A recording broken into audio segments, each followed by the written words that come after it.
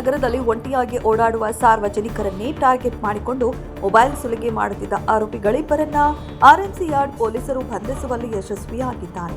ಪೀಣ್ಯದ platinum city ನಿವಾಸಿಯೊಬ್ಬರು MEI factory ಬಳಿಯ bus ನಿಲ್ದಾಣದಲ್ಲಿ ನಿಂತಿದ್ರು. ಈ ವೇಳೆ ಹಿಂಬದಿಯಿಂದ ದ್ವಿಚಕ್ರ ವಾಹನದಲ್ಲಿ ಬಂದ ಇಬ್ಬರು ಅಪರಿಚಿತರು ಬೆದರಿಸಿ ಅವರ ಬಳಿ ಇದ್ದ ಮೊಬೈಲ್ ಫೋನ್ ಕಿತ್ತುಕೊಂಡು ಪರಾರಿಯಾಗಿದ್ರು. ಈ ಸಂಬಂಧ ಆರ್ಎಂಸಿ ಯಾರ್ಡ್ ಪೊಲೀಸ್ ಠಾಣೆಯಲ್ಲಿ ಸಂತ್ರಸ್ತರು ದೂರನ್ನ ನೀಡಿದ್ರು.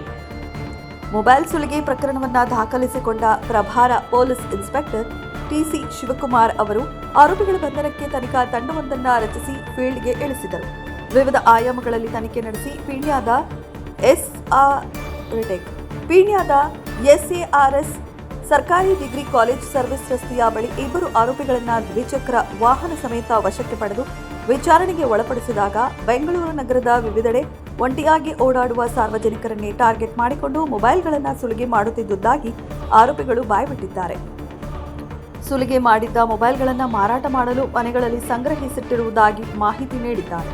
ಬಂಧಿತ ಆರೋಪಿಗಳಿಂದ 5,85,000 ರೂಪಾಯಿ ಮೌಲ್ಯದ ವಿವಿಧ ಕಂಪನಿಯ 30 ಮೊಬೈಲ್ ಫೋನ್ಗಳನ್ನು ಆರ್ಎಂಸಿ ಯಾರ್ಡ್ ಪೊಲೀಸ್ ಠಾಣೆಯ ಪೊಲೀಸರು ವಶಕ್ಕೆ ಪಡೆದುಕೊಂಡಿದ್ದಾರೆ. ಆರ್ಎಂಸಿ ಯಾರ್ಡ್ ಪೊಲೀಸ್ ಸ್ಟೇಷನ್ ವ್ಯಾಪ್ತಿಯಲ್ಲಿ ಇಬ್ಬರು ಆರೋಪಿಯವರು ಸಿಕ್ಕಿದ್ದಾರೆ.